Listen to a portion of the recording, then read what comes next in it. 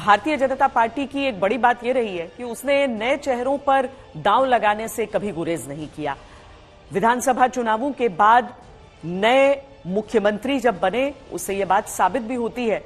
इसी तरह लोकसभा चुनाव के लिए भी भारतीय जनता पार्टी ने जब अपनी लिस्ट को जारी किया तो इसमें कई पुराने नाम बाहर थे और नए नाम शामिल।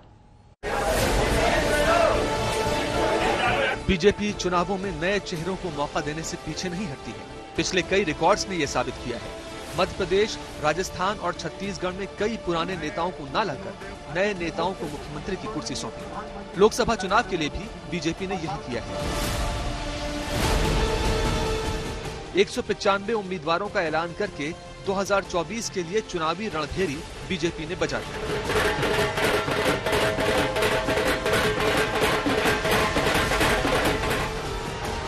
बीजेपी ने प्रधानमंत्री मोदी के नेतृत्व में कमर कस ली है, तो कांग्रेस 2014 और 2019 की हार से निकलकर जीत का स्वाद चखना चाहती है।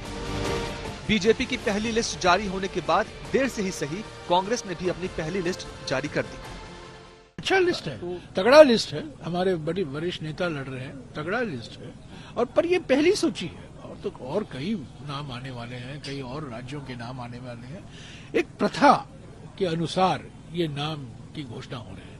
ऐसा नहीं बीजेपी में आप दो लोगों ने तय कर दिया कि ये नाम होगा, आसनसोल में किसी को उम्मीदवार बना दिया और 2 दिन के बाद उसको वापस लेना पड़ा। वो उत्तर प्रदेश में किसी को खड़ा किया, 1-2 दिन बाद उनको भी वापस लेना पड़ा। हमारे यहाँ से जिले से नाम आते हैं, पीसीसी पर उस पर विचार होता है, सीईसी में आता है, बातचीत होती है, विचार विमर्श होती है। तो अभी और ढेर सारे लिस्ट आने बाकी हैं।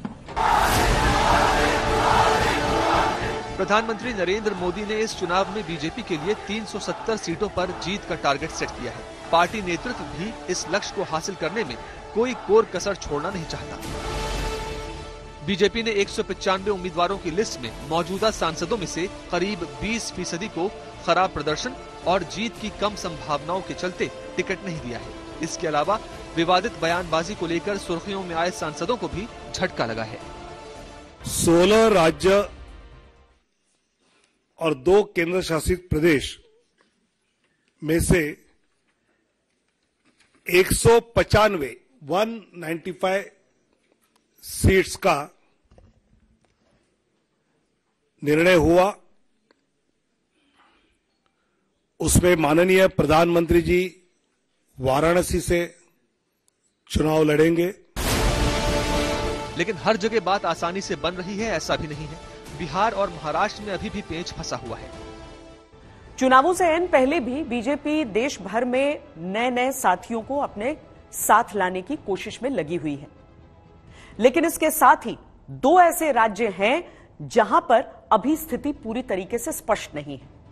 मसलन बिहार, जहां चिराग पासवान को लेकर संशय की स्थिति बनी हुई है, और दूसरा महाराष्ट्र, जहां उद्धव ठाकरे ने नितिन गडकरी को लेकर ही तंज कस दिया। दोनों लोग युवा हैं, अगर साथ आते हैं तो हमको नहीं लगता है कि बिहार में दूसरा कोई भी पार्टी या दूसरा कोई भी गठबंधन कामयाब होगा। आणि मला खरंच काही वेळेला लाज वाटते। मी 2 दिवसापासून बोलतोय, 4 दिवस झाले, 2 दिवस झाले, 3 दिवस झाले। पहिली भाजपची यादी जाहीर झाली त्याला किती दिवस झाले? 4 दिवस झाले।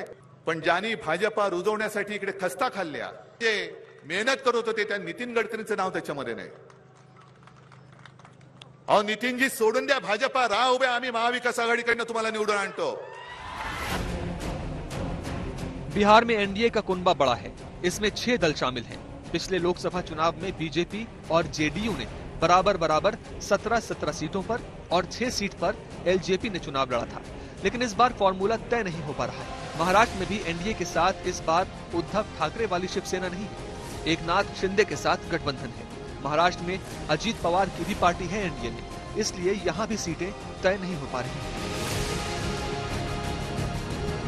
जहां जहां बीजेपी की सरकार है वहां उम्मीदवारों का ऐलान बीजेपी कर चुकी है, लेकिन जहां एनडीए गठबंधन की सरकार है वहां फिलहाल उलझन है। इस उलझन को सुलझाने में बीजेपी मुख्यालय में लगातार बैठकों का दौर चल रहा है।